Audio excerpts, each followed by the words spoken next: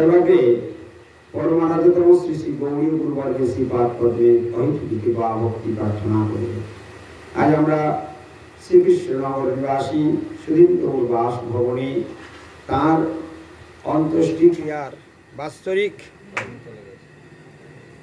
অনুষ্ঠানে কিছু ভক্ত ভগবানের কথা কীর্তন মুখে শ্রবণ করে নিজ আত্মশোধন করবার প্রয়াস করছি। জয় জয় নিতাই গৌর সীতারাম প্রেমানন্দে হরি হরি বল। কৃষ্ণ লীলা ভাগবতে কহে বেদব্যাস চৈতন্য লীলার ব্যাস বৃন্দাবন দাস কইল চৈতন্য মঙ্গল যাহার শ্রবণে নাশে সর্ব অমঙ্গল। চৈতন্য নিতায়ের যাতে জানিয়ে মহিমা যাতে জানি কৃষ্ণ ভক্তি সিদ্ধান্তের সীমা। মনুষ্য রচিতে নারে হইছে গ্রন্থ ধন্য বৃন্দাবন দাস মুখে বক্তা শ্রী চৈতন্য। চৈতন্য লীলামৃত সিন্ধু দুগ্ধাব্ধি সমান যাহার শ্রবণে শুদ্ধ কইল ত্রিভুবন। ভাগবতী কৃষ্ণ কথা ব্যাসের লেখনী যথা তার মর্ম বৃন্দাবন জানি। শ্রী চৈতন্য ভাগবতে বর্ণে অনুরূপমতে গৌর কৃষ্ণে এক করি মানি। শ্রী চৈতন্য ভাগবত লীলামণি মরকত চৈতন্য নিতাই কথা সার শুনে সর্বক্ষণ কর্ণে সহস্র মুখেতে বর্ণে গ্রন্থরাজ মহিমায় অপার। শ্রী চৈতন্য ভাগবত গ্রন্থ শুদ্ধ ভক্তিমত কয়ে সদা শ্রী ভক্তি বিনোদ। নিরন্তর পাঠ ফলে কুবুদ্ধি যাইবে চলে কৃষ্ণ প্রেমে লোভিবে প্রমোদ। 1497 শখের গণন নিত্যানন্দ ধ্যানে গ্রন্থ হইল সমাপন। শ্রী শ্রী চৈতন্য ভাগবতের দু একটি কথা আজকের আমরা শ্রবণ করব। বলছেন মহাজন বলছেন শুনিলে চৈতন্য কথা ভক্তিলভ্য হয়। চৈতন্য মহাপ্রভুর গুণকথা শ্রবণ করলেই জীবের ভগবানে ভক্তির জন্ম হয়, ভক্তির উৎপদ্যতে পুংস মানুষের ভক্তি লাভ হয়। কারা যস্যাঙ্গ শ্রিয়মানাং কৃষ্ণে পরম পুরুষে ভক্তির উৎপদ্যতে পুংস শোক মোহ ভয়াবহা। শ্রীমদ্ ভাগবতমে বললেন শোক মোহ ভক্তি যদি কারো লাভ হয় তাহলে তার শোক মোহ ভয় সব কিছু দূরীভূত হয়। যে ভক্তি সেই উত্তম প্রেম ভক্তি তার লাভ হবে যদি কেউ প্রতিদিন আদর করে ভগবানের কথা শ্রবণ করেন। চৈতন্য মহাপ্রভুর গুণকথার কথা বলতে গিয়ে বলছে শুনিলে চৈতন্য কথা ভক্তিলভ্য হয়। আর কি বলেছে নিরন্তর পাঠ ফলে কুবুদ্ধি যাইবে চলে। আর কি বলেছে যত তুমি ভগবানের কথা শুনতে থাকবে ধীরে ধীরে তোমার মধ্যে যত কুবুদ্ধি রয়েছে দুষ্ট বুদ্ধি রয়েছে অসৎ ভাবনাগুলি রয়েছে সেইগুলি সব নষ্ট হয়ে যাবে। তোমাকে আদর করে বসে ভগবানের কথা শুনতে হবে। শুনলেই তবে যেমন ঔষধ খেলে তবে রোগ দূরীভূত হয় ঠিক তদ্রূপ ভগবানের কথা শ্রবণের মাধ্যমেই জীবের মধ্যে যে সমস্ত অনর্থ দুষ্ট বুদ্ধি যত কুমতলব সেইগুলি সব ধ্বংস হয়ে যায়। পাপ অপরাধ এগুলো আস্তে আস্তে স্খালন হয়ে যায়। সেই জন্য ভগবানের কথা শ্রবণ করাটা অত্যন্ত জরুরি। যারা ভগবানের কথা শ্রবণ করেন তাদের ভাগ্যের কোনো সীমা নাই। এখানে শ্রীমদ্ ভাগবতমে পরীক্ষিত মহারাজ এর প্রতি সুখদেব গোস্বামীপাদ বলছেন ভগবত বিমুখ মানবগণ অনিত্য দেহ পুত্র ও কলত্র আদি পরিকরগণের প্রতি আসক্ত হইয়া আপনাদের বিনাশ দেখিয়াও দেখিতে পায় না। কি কথা বললেন খুব মন দিয়ে শুনবেন, আমার দিকে তাকাবেন, অন্য দিকে তাকাবেন না, আমার দিকে তাকান। কি বলছেন স্বয়ং পরীক্ষিত মহারাজের প্রতি সুখদেব গোস্বামীপাদ এই কথা বললেন যে ভগবত বিমুখ মানবগণ। ভগবত বিমুখ মানে কি মানব জন্ম পেয়েছে অথচ ভগবানকে ভালোবাসে না, ভগবানের দিকে ফিরে তাকায় না, ভগবানের প্রতি আদর নেই, ভগবানের কথা শ্রবণের রুচি নেই। এই রকম ব্যক্তিগণকে লক্ষ্য করে সুখদেব গোস্বামীপাদ পরীক্ষিত মহারাজকে বলছেন ভগবত বিমুখ মানবগণ অনিত্য দেহ পুত্র কলত্র। অনিত্য দেহ অর্থাৎ এই শরীরটা হলো অনিত্য। অনিত্য কাকে বলে? আজ আছে কাল থাকবে না, তার নাম হলো অনিত্য।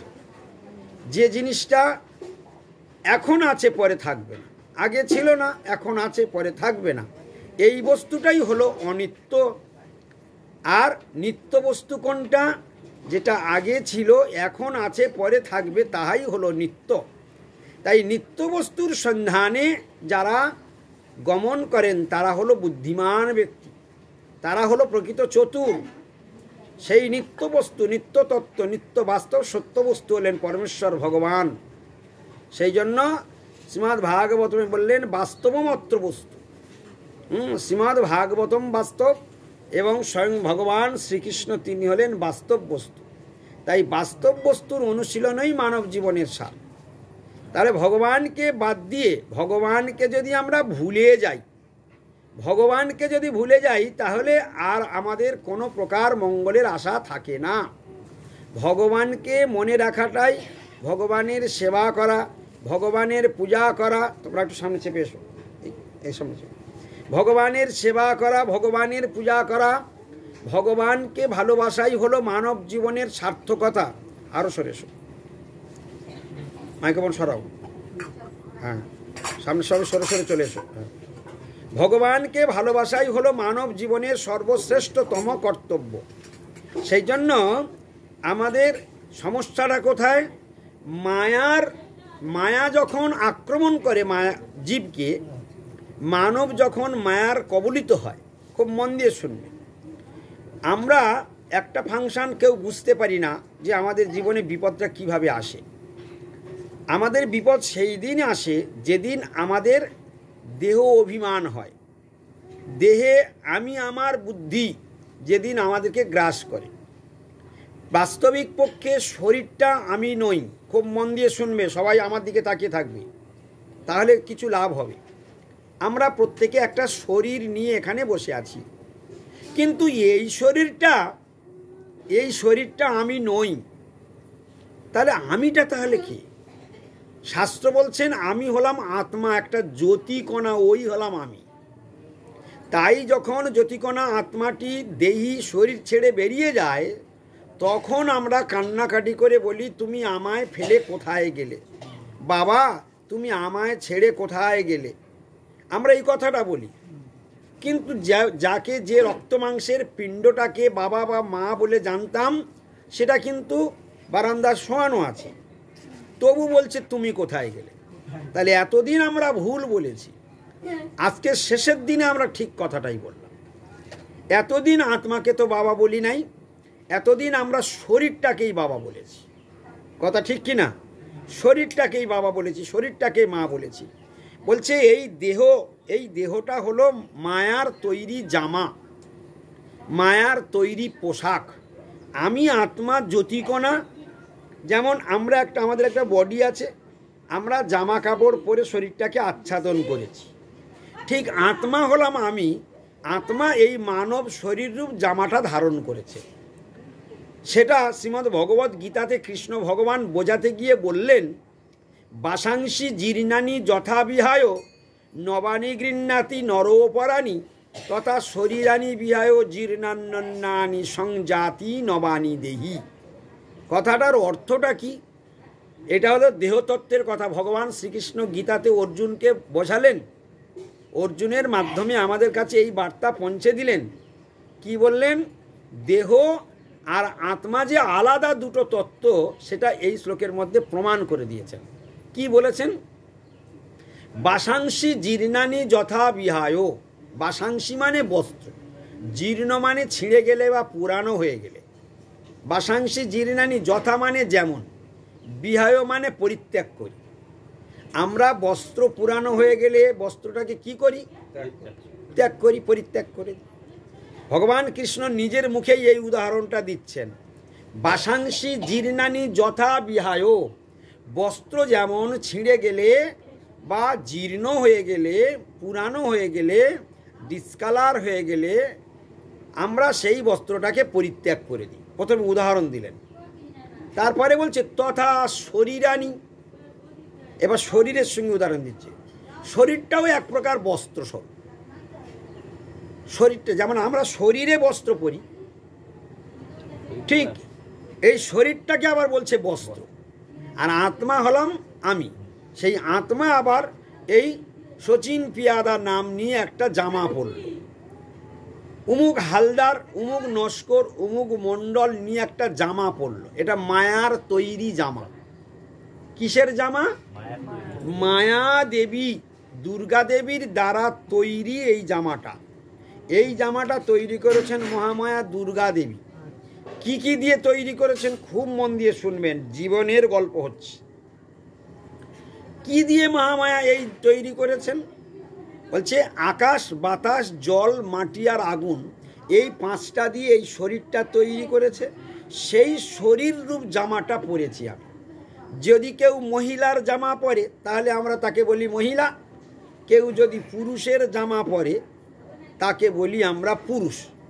কিন্তু মহিলার শরীরটাও পাঁচটা দিয়ে তৈরি, পুরুষের শরীরটাও সেই পাঁচটা দিয়ে তৈরি। যখন আত্মা শরীর ছেড়ে বেরিয়ে যাবে, আবার এই শরীরটা পুড়িয়ে দিলে এই পাঁচের সঙ্গে আবার মিশে যাবে। যেখান থেকে এসে বডিটা তৈরি হয়েছিল আবার সেইখানেই মিশে গেল। তাহলে মাঝখানে শরীরের সঙ্গে স্ত্রী পুত্র পরিজনের যে সম্বন্ধ হলো, দেখা হলো, আনন্দ হলো, ফুর্তি হলো, খাওয়া মাখা পরা হলো, ঘর বাড়ি বানানো হলো, এত কিছু যে খেলকাণ্ড হলো, এসবের মানেটা কি রইল? তাহলে সবই তো মায়া। তাহলে যে কটা ছেলের বডিটাও মায়া, স্বামীর বডিটাও মায়া, স্ত্রীর বডিটাও মায়া, নাতি নাতনি, মেয়ে জামাই, সকলার বডিটা মায়া দিয়ে তৈরি। মায়া মানে কি? যা সত্য নয়, অনিত্য বস্তু। আগে ছিল না, এখন কদিন আছে, পরে থাকবে না। ঠিক যেন ম্যাজিক, ম্যাজিক কখনো সত্য হয় না, জাদু কখনো সত্য হয় না। জাদু বা ম্যাজিক, ইন্দ্রজাল কেন বলা হয়?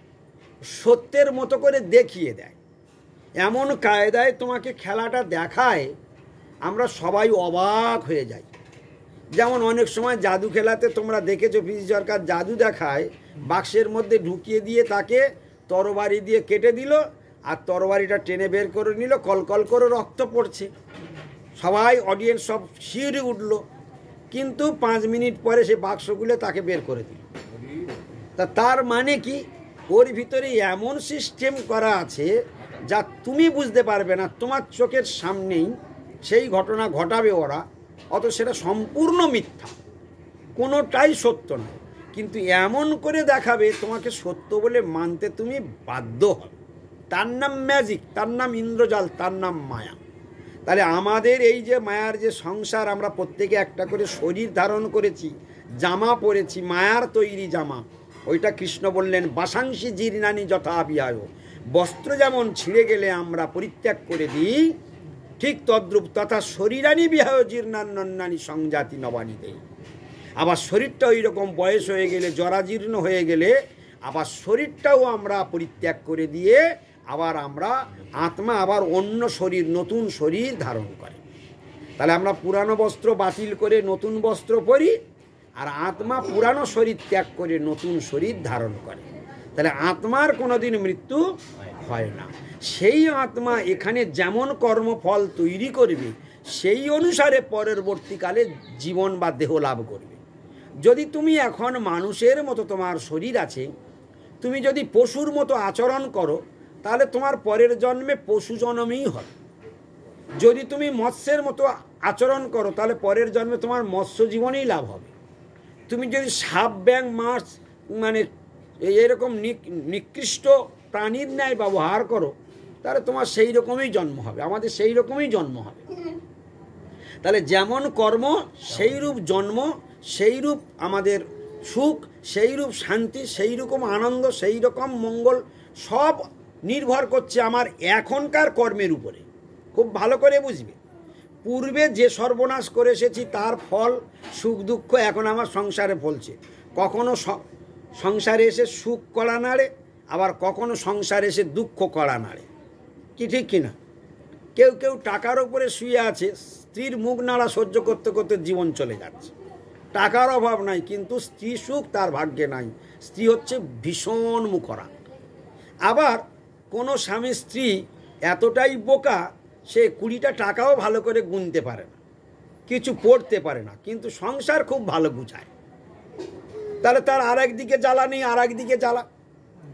কোনো স্বামীর রোজগার নেই, কিন্তু দুজনের মধ্যে প্রীতি ভালোবাসা আছে, অর্থনৈতিক টনটন আছে। আবার কোনো সংসারে সচ্ছলতা খুব আছে, কিন্তু দেখা যাচ্ছে নেই। এ সব কিছু ঘটছে কর্মফলের উপর ভিত্তি করে। তাই বুদ্ধিমান ব্যক্তি কি করবে? বুদ্ধিমান ব্যক্তির কর্ম হলো এই, যিনি প্রকৃত বুদ্ধিমান, তিনি পূর্বে যা সর্বনাশ হয়েছে, এখন যেন নতুন করে ওই সর্বনাশের গাড্ডায় আর পড়তে না হয়, তার জন্য যথাসম্ভব চেষ্টা করবে সাবধানে চলার, সাবধানে বলার, সাবধানে কর্ম করবার চেষ্টার মধ্যে সে থাকবে। তাহলে পরবর্তী জীবনটা আর বিষময় হয়ে উঠবে না, অন্তত আনন্দে জীবন মানে চালাতে পারবে। সেই জন্য বুদ্ধিমান ব্যক্তি কখনো অসৎ পথে ধাবিত হয় না। যারা প্রকৃত বুদ্ধিমান তারা কৃষ্ণ ভজন করবে, কারণ কৃষ্ণ ভজনটা হলো পার্মানেন্ট ফল, ওটা আর কোনোদিন নষ্ট হয় না। শাস্ত্রে বলছেন, যেই জন কৃষ্ণ ভজে সে বড় চতুর। যে যে কৃষ্ণ ভজেছে, ভগবান কৃষ্ণের চরণে যারা যারা আশ্রয় গ্রহণ করেছেন, ভগবান তাদেরকে রক্ষা করেছেন সবসময়। এবং ভগবানের গীতাতে তিনি তাঁর বাণীর মধ্যে তিনি স্পষ্ট করে জানিয়ে দিয়েছেন যে পরিত্রাণায় সাধুনাং বিনাশায় চ দুষ্কৃতাম। যারা সাধু লোক তাদেরকে আমি সর্বদাই রক্ষা করি, যারা দুষ্কৃতকারী তাদেরকে আমি সর্বদাই বিনাশ করি। এটাই শাস্ত্রে বর্ণনা আছে, ভগবান এটাই বলেছেন। তার জ্বলন্ত প্রমাণ পঞ্চপাণ্ডবের গায়ে কাঁটার আঁচড় পর্যন্ত লাগলো না, এত বড় কুরুক্ষেত্রের যুদ্ধে পরিত্রাণায় সাধুনাং, সাধুদেরকে তিনি রক্ষা করেছেন। আর ধৃতরাষ্ট্র, দুর্যোধন, পাপের যে তারা পাপের প্রতিমূর্তি পাষণ্ড, তাদের সবংশে বিনাশ করে দিলেন ভগবান। এই জন্য ভগবত বিরোধী কার্যকলাপ হলো ধ্বংসের কারণ।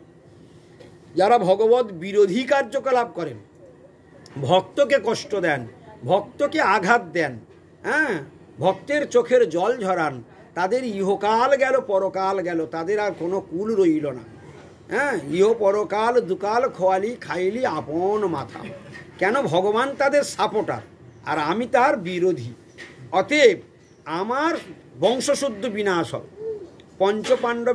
পঞ্চপাণ্ডব কাকে সাপোর্ট করতো? ভগবান কৃষ্ণকে। কিন্তু দুর্যোধনাদি ধৃতরাষ্ট্ররা কিন্তু তারা কিন্তু কৃষ্ণকে সাপোর্ট করতো না, কৃষ্ণের বিরুদ্ধাচরণ করত, কিন্তু তাদের পরিণাম কি দাঁড়ালো? সবংশে বিনাশ। এই জন্য পরিত্রাণে সাধুনাং, সাধুদের সর্বদাই ভগবান রক্ষা করেন। এই জন্য সাধু কারা? যারা সতের আরাধনা করেন তারা হলো সাধু। সতের আরাধনা বলতে কি বোঝায়? সতের আরাধনা হলো এই, যা ছিল, যা আছে, যা থাকবে, সেই পার্মানেন্ট বস্তুর যারা আরাধনা করে তারা হলো সাধু। অর্থাৎ সেই সৎকে, সেই সৎ হলেন পরমেশ্বর ভগবান কৃষ্ণ। কোথা থেকে জানলাম? ব্রহ্মাজি প্রণাম করে বললেন, ঈশ্বর পরমকৃষ্ণ সচ্চিদানন্দ বিগ্রহ, তিনিই সৎ, তিনিই চিৎ, তিনিই আনন্দের বিগ্রহ। কৃষ্ণ হলেন আনন্দের সমুদ্র, কৃষ্ণ হলেন পূর্ণ জ্ঞানের মালিক, কৃষ্ণ হলো পার্মানেন্ট, তিনি ছিলেন, তিনি আছেন, তিনি থাকবেন। যিনি ছিলেন, আছেন, থাকবেন সেই বস্তু সৎ। আর অসৎ তাহলে কি? অসৎ সেই বস্তু অসৎ যা আগে ছিল না, এখন কদিন আছে, পরে থাকবে না, সেটাই হলো অসৎ। তাহলে এখন আমরা যদি বিচার করি, তাহলে আমার শরীরটা সৎ না অসৎ? হরে কৃষ্ণ। আমাদের শরীরটা কি সৎ না অসৎ? অসৎ। অসৎ কেন? এই শরীর আগে ছিল না, এই শরীর এখন কদিন আছে, এই শরীর পরে থাকবে না। অতএব এই বুদ্ধিমান মানুষের কাজ কি? বুদ্ধিমান মানুষের কাজ হলো যত তাড়াতাড়ি পারা যায় এই নশ্বর শরীরটা দিয়ে হরি আরাধনা করে নেওয়া যায়। দেখুন, এই শরীর থাকবে না, কিন্তু এই শরীরটা হলো অত্যন্ত দামি বস্তু, দুর্লভ মানুষ দেহ। এই মানব দেহটা দুর্লভ, সহজে পাওয়া যায় না, কিন্তু যে কদিন থাকবে, এই কদিনের মধ্যে যারা জান লড়িয়ে হরি ভজন করে নেবেন। এখন অনিত্য শরীর, দেখুন একটা কাস্তে আপনি কারোর কাছ থেকে চেয়ে নিয়ে এসেছেন ধান কাটবেন বলে, আপনার কাস্তেটা খুঁজে পাচ্ছেন না, আপনি কারোর কাছ থেকে একটা পাশের জমিতে তারা পান্তা খাচ্ছে, আপনি তার কাছ থেকে কাস্তেটা নিয়ে ততক্ষণ আমার কাস্তেটা খুঁজে পাচ্ছি না বা ভোঁতা, তুই কাস্তেটা একটু দে, তার ধারালো কাস্তে আপনি ধান কাটছেন, তাহলে কতক্ষণের জন্য আপনি নিয়েছেন? যতক্ষণ ও পান্তা খাবে ততক্ষণ আপনি সুযোগ পাবেন, ঠিক আছে? আচ্ছা, এবারে কি আপনি একটা একটা করে কাটবেন না তাড়াহুড়ো করে কাটবেন? যত তাড়াতাড়ি বেশি কেটে নেওয়া যায়, কোনটা ঠিক বলুন? হিসাব কি বলছে? যে ওর আসার আগে আমার যতটা পারা যায় কেটে নিতে হবে, লুটে নিতে হবে, না তো ওই ভোঁতা নিয়ে আমার এখন খুব কষ্ট হবে। এটা একটা জাগতিক উদাহরণ দিলাম, এইটুকু থেকে কি বুঝবো বলুন তো? বলছে ধারালো কাস্তে দিয়ে যত তাড়াতাড়ি কেটে নেওয়া যায় আমি অনেকটা ফাঁকা করে নিতে পারবো, অনেকটা আগিয়ে যেতে পারবো, কষ্টটাও কম হবে।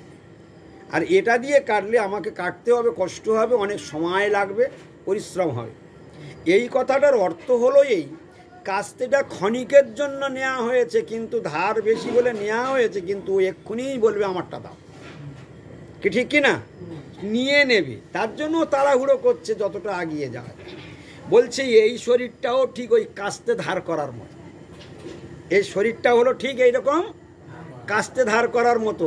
এই শরীরটা যতক্ষণ থাকবে তুমি জাল লড়িয়ে যদি তাড়াতাড়ি হরি আরাধনা করে নিতে পারবো, যতটা গুড়িয়ে নিতে পারবে ততটাই তোমার ভাণ্ডারে জমা হলো, তারপরও যে যার কাস্তে ও নিয়ে চলে যাবে। গৌর প্রেমানন্দে হরি। তাহলে শরীরটা দিয়েছেন কৃষ্ণ, আবার শরীরটা তাড়াতাড়ি কৃষ্ণ নিয়ে নেবেন কৃষ্ণ। তাহলে থাকতে থাকতে ওই জন্য মহাজন বলছেন জীবন সমাপ্তিকালে করিব ভজন, এবে করি গৃহ সুখ। এ কথা কখনো নাহি বলে বিজ্ঞজন। যারা প্রকৃত চতুর তারা কখনো বলবে না বুড়া বয়সে ভজন করব। হ্যাঁ, আজিবা শতেক বর্ষে অবশ্য মরণ, নিশ্চিন্তে না থাকো ভাই, যত শীঘ্র পারো ভজ শ্রীকৃষ্ণ চরণ, জীবনের ঠিক নাই। যদি তুমি ভগবানের ভজন না করো যে কোনো মুহূর্তে ওই কাস্তে নিয়ে নেবে ভাই, অর্থাৎ যে কোনো মুহূর্তে শরীরটা পড়ে যাবে, ভগবান ব্যাটারি খুলে নেবে, শরীরটা পড়ে যাবে। সেই জন্য শরীরটা দিয়ে তাড়াতাড়ি কি করে নেওয়া উচিত? বেশি বেশি হরিনাম, বেশি বেশি সেবা, বেশি বেশি ফুলের মালা গাঁথা, বেশি বেশি ভগবানের কথা পড়া, বেশি বেশি ভগবানের কথা শোনা, বেশি বেশি বৈষ্ণব সেবা দেওয়া, যত তাড়াতাড়ি যত বেশি মানে কুড়িয়ে নেওয়া যায়, যত কুড়িয়ে নেওয়া যায় ততই আমাদের লাভ। কি? ছাড়িয়া বৈষ্ণব সেবা নিস্তার পেয়েছে কেবা। যারা বৈষ্ণব সেবা করে না তাদের কিন্তু জীবনটা বেকার হয়ে গেল।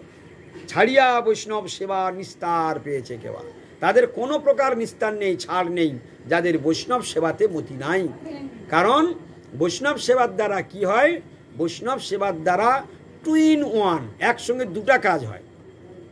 বৈষ্ণব বাড়িতে আসা মানে স্বয়ং ভগবান আসা, বৈষ্ণব হলো ভগবানের প্রতিনিধি, এই একটা সূত্র। আর বৈষ্ণব হলেন ভগবানের হৃদয়ে সর্বদাই, বৈষ্ণবের হৃদয়ে সর্বদাই ভগবান বিরাজমান। তোমার হৃদয়ে সদা গোবিন্দ বিশ্রাম। কার হৃদয় বিশ্রাম করে? তাহলে গোবিন্দ যদি ভক্তের হৃদয় বিশ্রাম করে আর ভক্ত যদি আমার গৃহে আসে, তাহলে কে এলো? কে এলো? ভগবান এলো, আর কেউ আসেনি। হ্যাঁ, ভক্ত এলো, ভগবান এলো। আচ্ছা, ভক্ত তোমার গিয়ে আসলো না, কে কে এলো? হ্যাঁ, কেউ আসলো না। তাহলে দেখছো তো বৈষ্ণব কত বড় বস্তু। তাই বৈষ্ণবকে যদি আহ্বান করা যায়, এই জন্য ছাড়িয়া বৈষ্ণব সেবা নিস্তার পেয়েছে কেবা। যে কোনো অনুষ্ঠান তুমি করতে যাবে সেখানে অধিবাসে বলা হচ্ছে আনিয়া বৈষ্ণব গণ দিয়ামালা চন্দন কীর্তনের করো অধিবাস। যে কোনো অনুষ্ঠান করলে তার আগের দিন অধিবাস করতে হবে, আর অধিবাস করতে গেলে বৈষ্ণবদেরকে ডাকতে হবে। বৈষ্ণব ছাড়া কখনো অধিবাস হয় না। গৌরকে কে ডাকবে? বিড়ি খাওয়ার লোক কি আর গৌর ডাকলে চলে আসবে? আসবে না। কারণ যার হৃদয়ে গোবিন্দ বিশ্রাম করেন, সকলের হৃদয়ে গোবিন্দ বিশ্রাম করেন না, কিন্তু সকলের হৃদয়ে গোবিন্দ আছেন, কিন্তু নির্লিপ্তভাবে আছেন।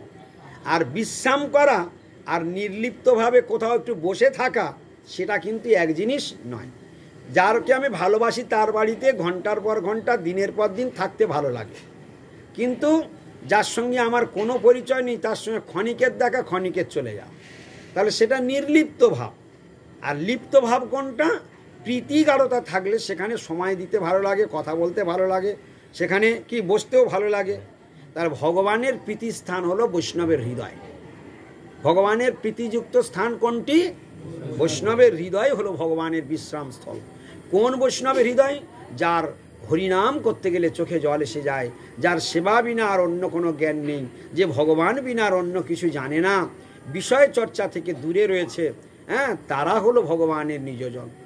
ভগবানকে যে প্রকৃতপক্ষে ভালোবাসে, ভগবান তাকে কোনোদিন ভোলে না। শাস্ত্রে বর্ণনা আছে, যোমাং পশ্যতি সর্বত্র সর্বং চ ময়ি পশ্যতি তোষাং না প্রণস্বামী সচ নমে প্রণস্যতি। কত সুন্দর কথা ভগবান বলছেন, নিজের মুখে ভগবান বললেন। হ্যাঁ, যোমাং পশ্যতি সর্বত্র, ভগবানকে দেখতে শিখতে হবে। কিভাবে দেখব? বলে সাধুর চোখ দিয়ে চোখ তৈরি করব। সাধুর কাছ থেকে যে কথাগুলো শুনবো, সেই কথাগুলো যারা ভেতরে অনুভব করবে তাদের চোখ তৈরি হচ্ছে। কি চোখ তৈরি হচ্ছে? বলে ভগবানকে দেখার চোখ তৈরি করতে হয়। আমাদের ভগবান দুটো চোখ দিয়েছে প্রত্যেকের, আমরা আঁটির মতো সবাই দেখে, সব কিছু দেখে, কিন্তু ভগবান দেখার চোখ নেই। এখন যে চোখ দুটো আছে, ইটকাট পাথর, ঘর বাড়ি, ছেলে মেয়ে, আত্মীয় স্বজন, বন্ধু বান্ধব, মানব, গাড়ি ঘোড়া, পুকুর খাল নদ নদী দেখতে পারবে, গাছপালা দেখতে পারবে, কিন্তু ভগবানকে দেখতে পারবে। ভগবানকে দেখতে গেলে আবার কি করতে হবে? চোখ তৈরি করতে হবে। ভগবানকে দর্শন করতে গেলে কি করতে হবে? চোখ তৈরি করতে হবে। কি জন্যে? শাস্ত্র বলছে, অপ্রাকৃত বস্তু নহে প্রাকৃত গোচর। অপ্রাকৃত বস্তু নহে প্রাকৃত গোচর। অপ্রাকৃত বস্তুকে পরমেশ্বর ভগবান, অপ্রাকৃত বস্তুকে পরমেশ্বর ভগবান, বৈষ্ণবকে অপ্রাকৃত, তুলসী গঙ্গা ভাগবত এসব অপ্রাকৃত। অপ্রাকৃত বস্তু নহে প্রাকৃত গোচর, অর্থাৎ আমার চোখটা কি? প্রাকৃত, আর ভগবান হলো অপ্রাকৃত। তাহলে প্রাকৃত নয়নে ভগবানকে দেখা যায় না। তাহলে প্রাকৃত নয়নটাকে কি করে ভগবানকে দেখার উপযুক্ত করা যায়? বলছে, যত পরিমাণে তুমি সাধু সঙ্গে বসে বসে হরিকথা শুনবে, সেই কথাগুলি ভাববে, সেই কথাগুলি ভেতরে অনুভব হবে, চিন্তন হবে, তোমার মধ্যে যত চিন্তন হবে তত দিব্যজ্ঞানের উদয় হবে, আর তোমার চোখ তত অপ্রাকৃত হবে। সেই অপ্রাকৃত নয়নে, হৃদনয়নে তুমি ভগবানকে দেখতে পাবে। এই নয়নে নয়, হৃদনয়নে ভগবানকে দেখা যায়। আর হৃদনয়ন খোলে কিভাবে? হৃদনয়ন এখন 20 অবস্থায় এরকম আছে। দেখুন তো, আমাদের কটা নয়ন? প্রত্যেকের আমাদের 3টে নয়ন। প্রত্যেকের আমাদের 3টি নয়ন।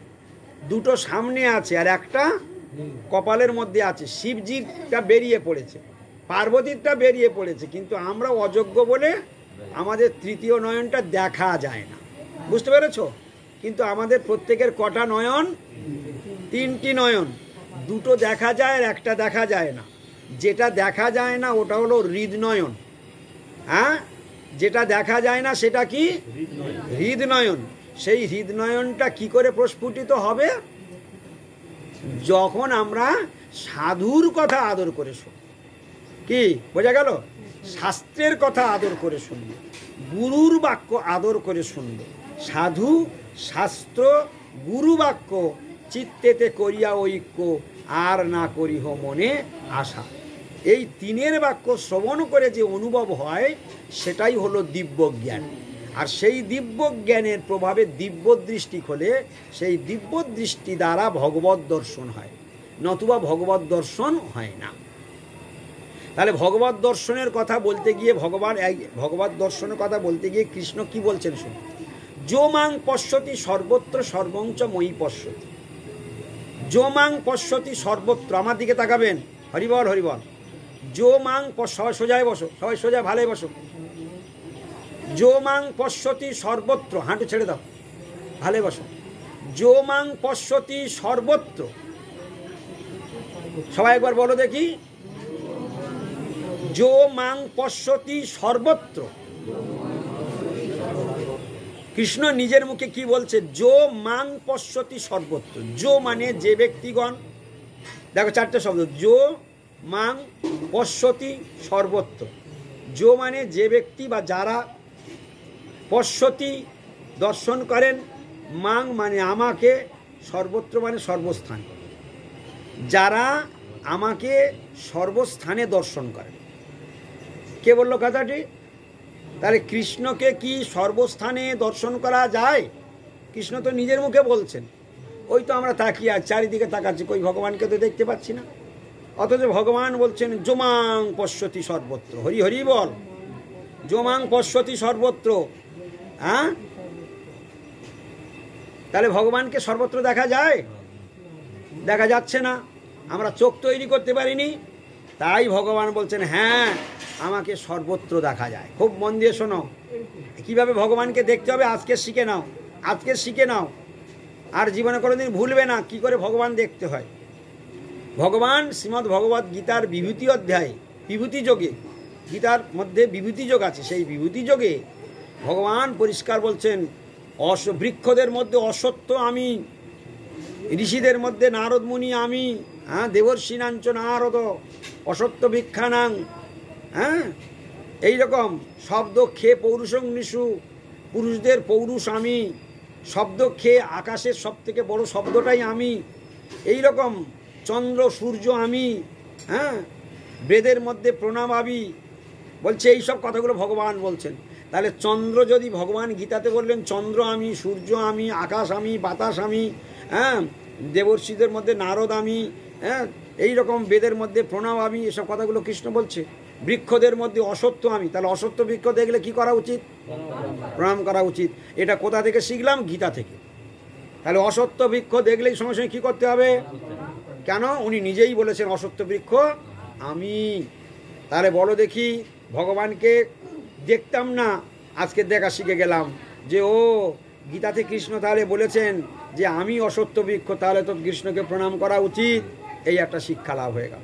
জানলাম কি করে? বলে শ্রবণের মাধ্যমে। শ্রবণের মাধ্যমে কি হলো? ওই যে তৃতীয় নয়ন যেটা কুঁড়ি অবস্থায় আছে ওটা একটু ফুটলো, দেখতে শিখলাম। কাকে দেখতে শিখলাম? ভগবানকে দেখতে শিখলাম। এবার যত যত বৃক্ষলতা গুল্ম গাছপালা পাহাড় পর্বত স্থাবর জঙ্গম, ভগবান বলছেন আমি প্রত্যেকটা অনুপরমাণুর মধ্যে আছি। তাহলে যা চোখে পড়ছে, ইট কাঠ পাথর ঘর বাড়ি যা কিছু চোখের সামনে দেখছি সব কিছুর মধ্যে ভগবান আছে। আজকে তো অনুভব হয়ে গেল। তাহলে সব কিছুর মধ্যে কে আছে? ভগবান আছে।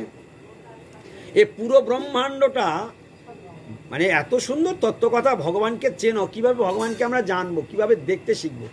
বলছে একোপি অসৌ রচয়িতুং জগদ্দণ্ড কোটিং যৎশক্তিরস্তি জগদ্দণ্ড চ যদন্ত অণ্ডান্তরস্থ পরমাণুচয়ন্তরস্থং গোবিন্দম আদি পুরুষং তমহং ভজামি।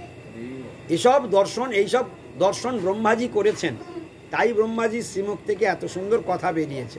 কিন্তু হায়রে কপাল মন্দ, আমরা শুনেও বুঝতে পারি না। আমরা পড়ে বোঝা তো দূরের কথা, এই যে এত করে ভেঙে বলা হচ্ছে এরপরে কেউ বুঝতে পারছি, এরপরেও ঘুম লেগে যাচ্ছে।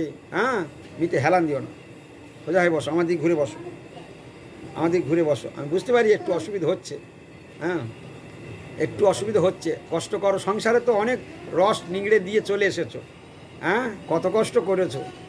তো এইবারে দেখো কি বলল, হরে কৃষ্ণ। ব্রহ্মাজি যে প্রণাম করেছেন, বন্দনা করেছেন, এই বন্দনা যদি আমরা করতে পারি তো আমাদের জীবন ধন্য হয়ে যাবে। ব্রহ্মাজি বলছেন একোপি অসৌ রচয়িতুং জগদ্দণ্ড কোটিং যৎশক্তিরস্তি জগদ্দণ্ড চ যদন্ত অণ্ডান্তরস্থ পরমাণুচয়ন্তরস্থম গোবিন্দম আদি পুরুষং তমহং ভজামি। কি বুঝলাম? কিচ্ছু বুঝতে পারবো না। বলে এই কথাগুলোর মধ্যে কি আছে? বলে ভগবানের সব জানার শব্দ আছে। এই শব্দগুলো ভগবানকে জানিয়ে দিল। আমরা ভগবানকে জানি না, কিন্তু শব্দগুলোই আমাকে ভগবানকে জানিয়ে দিল। এরা কারা বুঝতে পারলো?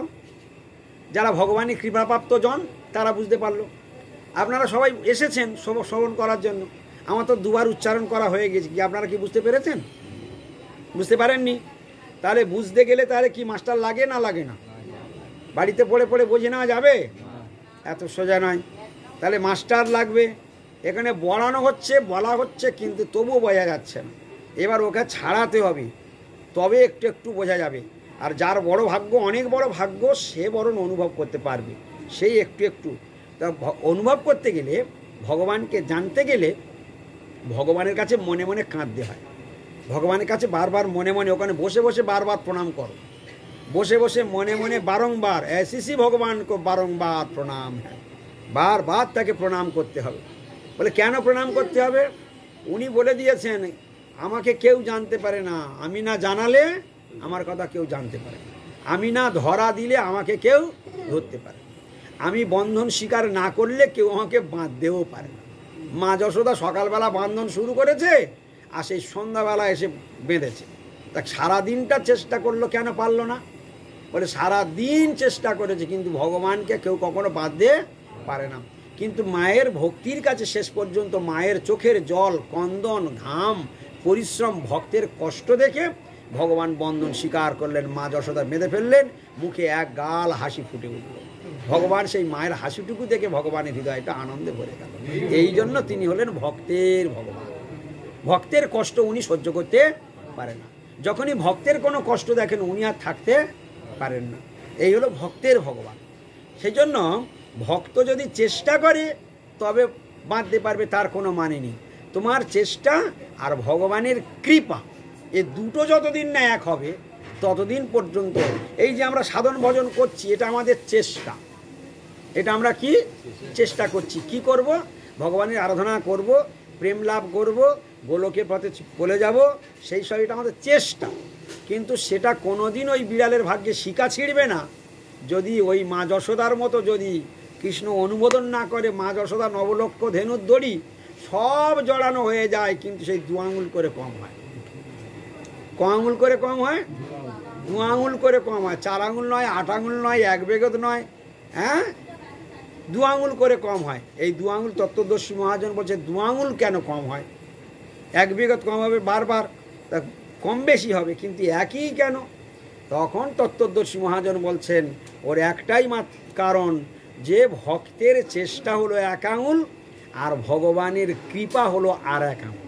তাহলে 2টো আঙুল যখন হবে তাহলে ভক্ত চেষ্টা করছে 1 আঙুল, আর ভগবানের কৃপাটা নামলেই 2টি এক হবে, তবে সাকসেসফুল হবে। বোঝা গেল কিছু? তাহলে ভগবানের কৃপা যতক্ষণ হয়নি, সেই সকাল থেকে সন্ধ্যা পর্যন্ত ভগবানের কৃপা হয়নি, মা যশোদা বাঁধতে পারে। যেই কৃপা করে দিল সঙ্গে সঙ্গে বেঁধে ফেলল। তাহলে ভগবানকে কে বাঁধতে পারে? ভগবান যদি অনুমোদন করে। তার ভগবান কিসের কাছে হার মানে? ভক্তির কাছে। ভক্তি মানে কি? ভালোবাসা। ভালোবাসা মানে কি? যে ভালোবাসাটা শুদ্ধ ভালোবাসা, অশুদ্ধ ভালোবাসা আছে।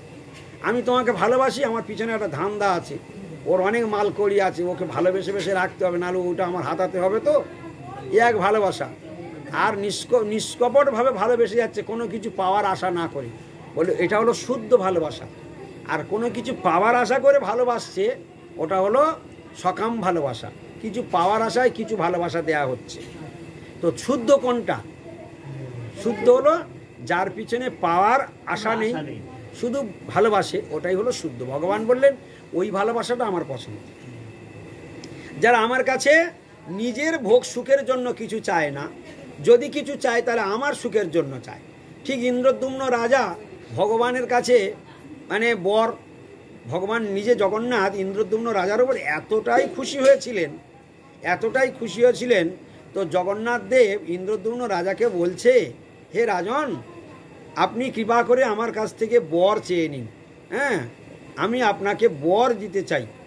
হ্যাঁ, আপনি 2টো 3টে যা পারেন বর চেয়ে নেন।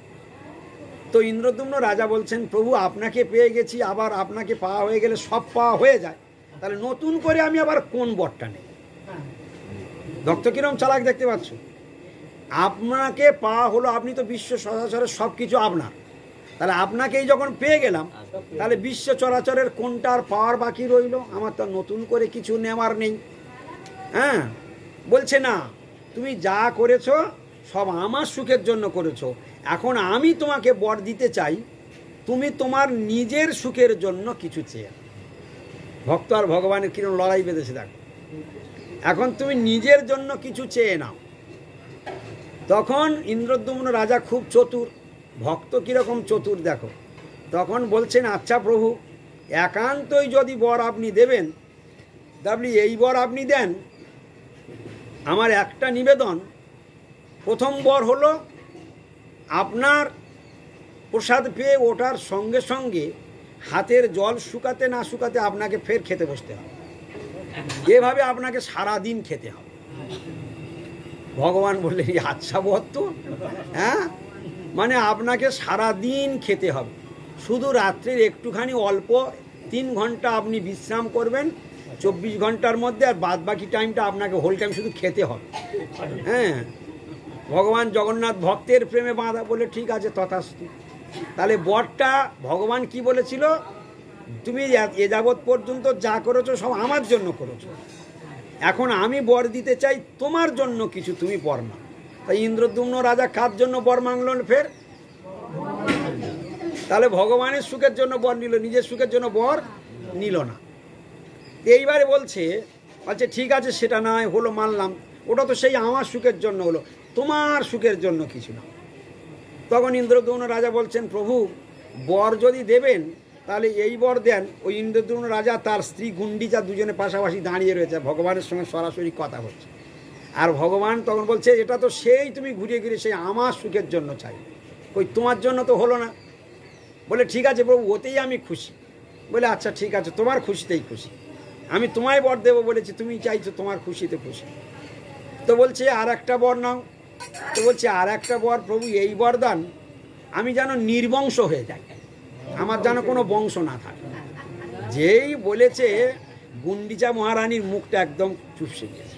হায় হায় হায় হায়, আমার বোকা স্বামী এ কি বলছে, আরে বংশ থাকবে না তো পূজা পার্বণ কারা করবে, কি সমাচার, এ নিশ্চয়ই মাথার ডিস্টার্ব হয়ে গেছে। তখন মেয়েরা এরকম যদি না, স্বামীরা এরকম যদি ভুলভাল বলে তো মেয়েরা কিচে সাইজ করে দেবে, টিপে সাইজ করে দেবে, কি ঠিক কি না? আর সব মায়েরা মনে মনে করে আমার স্বামীটা সব থেকে বেশি বোকা, ও কিচ্ছু বোঝে না। গৌর প্রেমানন্দ করি, হ্যাঁ, কিচ্ছু জানে না, সব বুদ্ধি ওখান থেকে ধার করতে হয়। তা যাই হোক, কিন্তু ইন্দ্রদ্যুম্ন রাজা সত্যিই কি এত বোকা? ইন্দ্রদ্যুম্ন রাজা ওই কথাটা যখন বললেন, কিন্তু ভগবানের সামনে গুন্ডিচা মহারানী তার কিছু বলতে পারবেন না, যেহেতু স্বামী বলে ফেলেছেন। বলছে কেন তুমি এইরকম বর চাইছো? জগন্নাথ জিজ্ঞাসা করছে। বললেন জগন্নাথ, যদি আমার পুত্ররা বেঁচে থাকে, আমি চলে যাওয়ার পর আপনার এই মন্দির, আপনার এই সম্পত্তি ওরা সব বলবে আমার বাবার সম্পত্তি বলে, ওরা ভাগাভাগি করবে, মারামারি করবে, হ্যাঁ, আর আমার মন্দির বলবে আমার বাবার মন্দির বলবে, এইরকম ওটা আমি চাই না। আজ থেকে চিরকালের জন্য এ সম্পত্তি শুধু আপনার, দ্বিতীয় কোনো ওয়ারিশ আর এই জগন্নাথ ক্ষেত্রে আর জীবনে কোনো দিন তুমি ছাড়া আর কেউ ওয়ারিশ থাকবে না, এই সম্পত্তি সব আপনারই সম্পত্তি থাকবে, কোনো দিন বংশধর আমার এই জন্য রাখতে চাই না। বুঝলেন কি না? এখন বর নেবে না, তখন বলছে আচ্ছা ঠিক আছে তথাস্তু, তাও নয় হলো। হ্যাঁ, বলছে আর একটা বর অন্তত নিজের জন্য নাও। বলছে প্রভু আর একটা বর যদি দিতে চান তাহলে এই বর দেন, আপনি জগন্নাথ মন্দির, এই মন্দিরের মধ্যে আপনি থাকবেন, কিন্তু এখানে নিয়ম আছে আপনার যে ম্লেচ্ছ যারা তারা আপনার মন্দিরে প্রবেশ করতে পারবে না। হ্যাঁ, ম্লেচ্ছ যারা তারা সনাতনী ছাড়া অন্য কেউ প্রবেশ করতে পারবে না, তাদের অধিকার নেই। তাহলে আপনি আর একটা বর দেন, কৃপা করে আপনি সকলকে অকাতরে দর্শন দেবেন, আর সকলকে আপনি অঢেল প্রসাদ বিতরণ করবেন, আপনার প্রসাদ যেন সারা বিশ্ব চরাচর সবাই জগন্নাথ যতবার বলে তোমার জন্য নাও, ইন্দ্রদ্যুম্ন রাজা কিছুতেই নিতে চায় বারবার। তাহলে এটা কাদের জন্য নিল? এটা সবার জন্য নিল। আর আগের দুটো কার জন্য নিল? তার 3টে বর, 3টেই সব তাহলে নিজের জন্য। তাহলে এই হলো ভক্ত। আমরা কীরকম ধরনের কোয়ালিটির ভক্ত এইবার ভেবে নাও। আমরা যদি কোনো দিন অনুষ্ঠানে যাই, নিজেরা কি প্রসাদটা পাবো সেটা ভালো মন্দ দেখে নিই, আবার টিফিন কাঠিটা সঙ্গে নিয়ে আসি, যাওয়ার সময় বাড়িতে যারা যারা আছে তাদের জন্য নিয়ে চলে যাব। যদি অন্য কোনোর হোক না হোক, তারা যদি 10 জনের প্রসাদ কম পড়ে পড়ুকে, আমি যেন যাওয়ার সময় টিফিন কাঠিটা ভরে নিয়ে চলে যেতে পারি। গৌর প্রেমানন্দে আমরা কি সুন্দর ভক্ত নয়? হেভি কোয়ালিটি নয়? গৌর প্রেমানন্দে হরি হরি বল। এইবার যখন 3টা বর নিয়েছে, অথচ সব ভগবানের জন্য, এবার জগন্নাথ বলছে না না তোমার আর বর নিতে হবে না, তোমার আর বর নিতে হবে না, বর এবার আমি তোমাদের দুজনকে দেব। হ্যাঁ, তোমাদের জন্য তোমরা নেবে না সেটা আমি বুঝতে পেরেছি, আমি যা বর দেব সেটাই এখন তোমরা না। তার কি বলবে? এবার ভগবান নিজে থেকেই দিবে। বুঝতে পারছো? সুদামা বিপ্র গিয়েছিল, স্ত্রীকে বারবার বলেছিল তোমার বন্ধু তো দ্বারকার রাজা, তুমি অন্তত যাও, না চাও না চাইবে, তুমি একবার যাও। প্রথমে বলেছিল চাইলেই তো হয়ে যায়, বলছে আমি জীবনে কোনোদিন তার কাছে চাইতে পারবো। তখন লাস্ট পর্যন্ত স্থিত খুব চালাক, বলে না চায় না চাইবে, তুমি তো একবার যাও তো দেখি, দর্শন করে আসো। বলে হ্যাঁ দর্শন আমি করতে যেতে পারি, কিন্তু চাইতে আমি পারবো না। বলে ঠিক আছে তাই যাও। কায়দা করে পাঠালো, বলে শুধু হাতে তো যাওয়া যায় না, তাই কিছু খুদের নাড়ু নিয়ে গেল।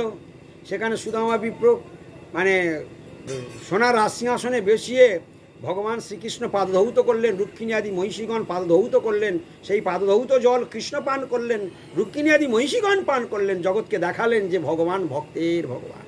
হ্যাঁ, সেইখানে সোনার পালঙ্কে শোয়ালেন বন্ধুর বাড়িতে, সেখানে শোয়ালেন, সেখানে রাজভোগ খাওয়ালেন, কিন্তু জোর করে ওই খুদের নাড়ুটা আর লজ্জায় বের করতে পারছে না। এত বড় রাজপ্রাসাদে এই ভোগরাগের পরে আর এই খুদের নাড়ু বের করা যায়?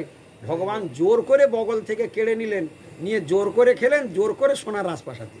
গৌর প্রেমানন্দে হরি, চাইল না, জোর করে খেয়ে জোর করে দিল। ভগবানের দয়াটা দেখছো? এগুলো বুঝতে হয়। এগুলো হরিনাম করবার সময় কলা গাছের চিন্তা না করে এইগুলো চিন্তা করতে হয়। ভগবান আমার কত দয়ালু, সুদামা বিপ্র কত বড় ভক্ত, ভগবানের কাছে চাইলই না। ইন্দ্রদ্যুম্ন রাজা কত বড় ভক্ত, ভগবানের কাছে নিজের সুখের জন্য কিছু চাইলই না। আর আমরা যদি একটুখানি বাটা ঘোরাই তো নিজের কি কি চাই সবগুলো আমরা নেবার জন্য পাগল হয়ে যাই। এই দাও প্রভু, ওই দাও প্রভু, ওই দাও প্রভু, সব একবারে মনে যা আছে সব একদম। এই জন্য আমাদের কখনো শুদ্ধ ভক্তি হয় না। ভগবানের কাছে চাইলে শুদ্ধ ভক্তি, এই ইন্দ্রদ্যুম্ন রাজার কাছে শুদ্ধ ভক্তি শিখলাম। শুদ্ধ ভক্তির লক্ষণ হলো নিজের সুখের জন্য যে ভগবানের কাছে কিছু চায় না, শুধু ভগবানের সুখের জন্যই করে, সেটাই হলো শুদ্ধ ভক্তি। আর নিজের সুখের জন্য ভগবানের কাছে যদি ভগবানকে ভজে আবার নিজের সুখের জন্য চাই, এটা হলো সকাম ভক্তি, অর্থাৎ মিশ্র ভক্তি। হ্যাঁ, সেটা হলো মিশ্র, ভাঁজাল হয়ে গেল। মিশ্র মানে ভাঁজাল ভক্তি হয়ে গেল। ওটার দ্বারা ভগবান খুশি হয়, কিন্তু অত খুশি হয় না। তো এইখানে আমরা দেখলাম সুদামা বিপ্রকে ভগবান না চাইতেও সোনার রাজপ্রাসাদ দিয়ে দিলেন। হ্যাঁ, মাঝি নৌকা পার করে দিয়েছিলেন, সেখানে ভগবান না চাইতেও সোনার নৌকা তাকে দিয়ে দিলেন। তো এই জন্য অনেক সময় ভগবান না চাইলেও ভগবান ভক্তকে জোর করে দিয়ে দেয়। তো এইখানে একটা বিষয় আমরা এবারে ভগবান বলছেন, ঠিক আছে রানী গুন্ডিচা, ইন্দ্রদ্যুম্ন রাজা, তোমাদের আর চাইতে হবে না, তোমাদের আর বর দেওয়ার দরকার নেই, আমি নিজে যেটা দেবো তোমাদের সেটাই। তখন রানী গুন্ডিচার, ভগবান তো অন্তর্যামী, ভগবান অন্তর্যামী, যখনই ইন্দ্রদ্যুম্ন রাজা বলেছিল যে আমি যেন নির্বংশ হই, সেই সময় সব থেকে বড় মন খারাপ হয়ে গেছিল কার? গুন্ডিচার। অতগুলো পুত্র সব থাকবে না মানে কি? এবারে খুব কষ্ট পেল মনে, মুখটা শুকিয়ে গিয়েছে, ভগবান অন্তর্যামী বসে আছে, বুঝতে পেরেছে। তখন গুন্ডিচাকে খুশি করার জন্য বলছে, দেখো তোমার আর পুত্র থেকে কি হবে, তোমার আর পুত্র দরকার নেই, স্বয়ং আমি তোমার পুত্র রূপে জগতে থাকবো, তোমার আর নতুন করে পুত্রের কি দরকার। তা সেই জন্য আজ থেকে আমার তো মা যশোদাই আমার মা, তা নতুন থেকে তোমাকে আমি আর মা বলবো না, আজ থেকে তুমি আমার মাসি, আজ থেকে তুমি আমার মাসি। তাই তোমার নামে আমি ওখানে নৃসিংহদেবের মন্দির, যে ইন্দ্রদ্যুম্ন রাজা যে নৃসিংহদেবের মন্দির বানিয়েছে, হ্যাঁ, বিঘ্ন বিনাশকারী নৃসিংহদেব, ওই নৃসিংহ মন্দিরের পাশে তোমার নামে বিশাল একটা মন্দির হবে, সেই মন্দিরের নাম হবে গুন্ডিচা মন্দির। আর আমি বছরে তোমার কাছে গিয়ে একবার যাব, গিয়ে ওখানে 8-9 দিন করে থেকে আসব, তোমার নামে ওই গুন্ডিচা মন্দির হবে। হ্যাঁ, আমার মাসির বাড়িতে আমি বছরে একবার করে বেড়াতে যাব, ওই জন্য তোমার নামে নাম হবে, এটা আমিই তোমাকে দিলাম, তোমার নামে গুন্ডিচা মন্দির। আর ইন্দ্রদ্যুম্ন রাজাকে বললেন, ওই নৃসিংহদেবের পিছনে ইন্দ্রদ্যুম্ন সরোবর আছে, যেখানে গিয়ে আমরা কি প্রণাম করি, স্নান করি, আর সেখানে গিয়ে হয় গুন্ডিচা মন্দিরের মার্জনে সেখানে স্নান করে, আর সেখানে ভিক্ষা করে, আর সেখানে কি হয়, প্রসাদ দেওয়া হয় না, হ্যাঁ, প্রসাদ বিতরণ হয়। তো ওই ইন্দ্রদ্যুম্ন রাজা ওইখানে যজ্ঞ করেছিলেন, প্রচুর গাভী দান করেছিলেন। সেই গাভী যখন দান করেছিলেন, সেই যে সংকল্পের যে হস্তের জল আর গরুর পায়ের খোঁচে হতে হতে ওখানে একটা কুণ্ড হয়ে যায়। ভগবান জগন্নাথ দেব বললেন, ওটা মহাকুণ্ড, ওখানে মহাপুণ্যের দ্বারা তুমি যে পুণ্য সঞ্চয় করেছো, ওটা মহাপুণ্য স্থান, ওইখানে তোমার নামে ইন্দ্রদ্যুম্ন সরোবর খনন হবে, তোমার সরোবরে যে স্নান করবে তার এই ভক্তি লাভ হবে, আমাতে তার ভক্তি লাভ হবে, তার জীবনটাও ধন্য হয়ে যাবে। এইভাবে ভগবান জগন্নাথ দেব নিজেই ইন্দ্রদ্যুম্ন রাজাকে ইন্দ্রদ্যুম্ন সরোবর দান করে দিলেন, আর গুন্ডিচা মহারানীকে তার নামে মন্দির ব্যবস্থা করে দিলেন।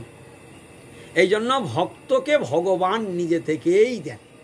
তাহলে আজকে আমরা চিনতে পারলাম যে ভগবান কীরকম, ভগবানকে ভালোবাসলে কি পাওয়া যায়, আর ভগবানকে ভালো না বাসলে কি পাওয়া যায়।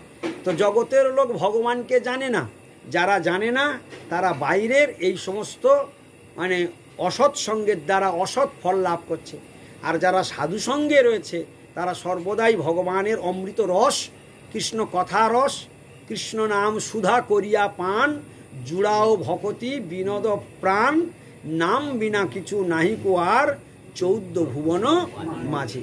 যারা কৃষ্ণ নাম, কৃষ্ণ রূপ, কৃষ্ণ গুণ, কৃষ্ণলীলা শ্রবণ করেন তাদের ভাগ্যের সীমা নেই। তাই ভাগবতে বলছে, ভাগবতে খুব সুন্দর কৃষ্ণ নামের মহিমা কীর্তন করেছেন। কৃষ্ণ কৃষ্ণ গোপীনাথ গোকুল নন্দন, গাও কৃষ্ণ কৃষ্ণ গোকুল নন্দন, কৃষ্ণ কৃষ্ণ গোপীনাথ গোকুল নন্দন,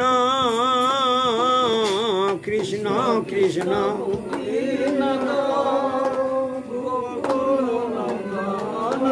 আমার কাছে মৃদঙ্গটা দাও। কৃষ্ণ কৃষ্ণ গোপীনাথ গোকুল নন্দন, সবাই গাইবে।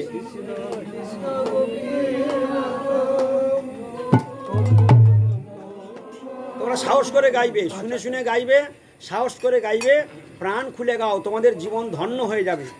এ কীর্তন কোনো সাধারণ কীর্তন নয়, কৃষ্ণ নামের মহিমা। গাইলে জীবন ভরে যাবে, যতটুকু পারবে ততটুকু বলবে, জোরে গাইবে সাহস করে। কৃষ্ণ কৃষ্ণ গোপীনাথ গোকুল নন্দন, কৃষ্ণ কৃষ্ণ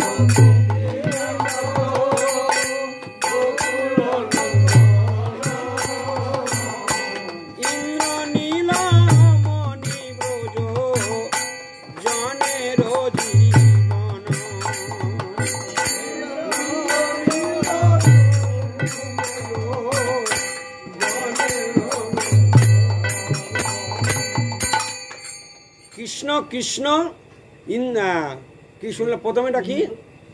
কৃষ্ণ কৃষ্ণ কৃষ্ণ গোপীনাথ গোকুল নন্দন, বৃন্দাবন চন্দ্র ব্রজ রমণী জীবন। বৃন্দাবন চন্দ্র ব্রজ রমণী জীবন, বৃন্দাবন চন্দ্র ব্রজ রমণী জীবন। কৃষ্ণ কৃষ্ণ সারনা এ দুই অক্ষর, কৃষ্ণ কৃষ্ণ সারনা এ দুই অক্ষর।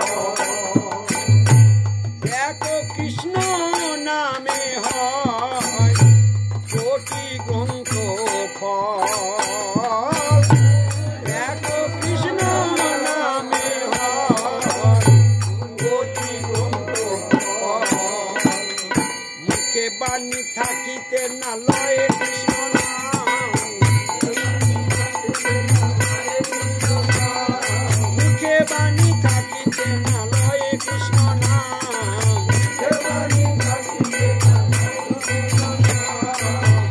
এই লোক ভ্রময়ে সংসারে অবিরাম, সেই লোক ভ্রময়ে সংসারে অবিরাম। কৃষ্ণ নাম বিনে ভাই গতি নাহি আর, কৃষ্ণ নাম বিনে ভাই গতি নাহি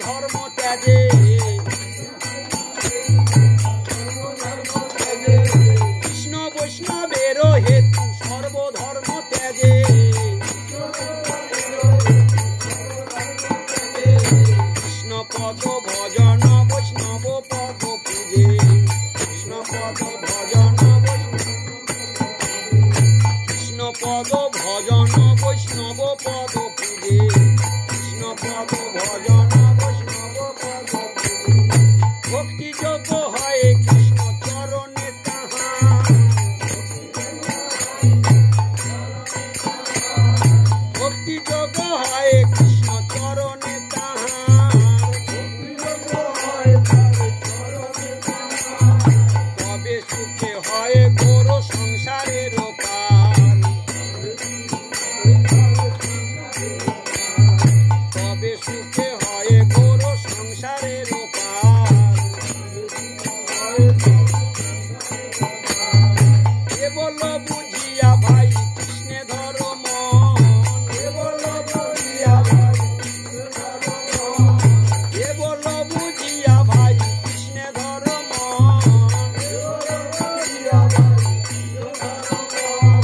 সুখে ভব তরি যাহ টুটুক বন্ধন সুখে ভব তরি যাহ আরে সুখে ভব তরি যাহ টুটুক বন্ধন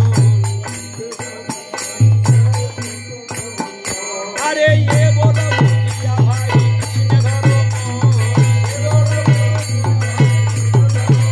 আরে এ বল বুঝিয়া ভাই কৃষ্ণে ধর্ম এ বল বুঝিয়া ভাই সুখে ভব তরি যাহ টুটুক বন্ধন সুখে ভব তরি যাহ টুটুক বন্ধন হরি বল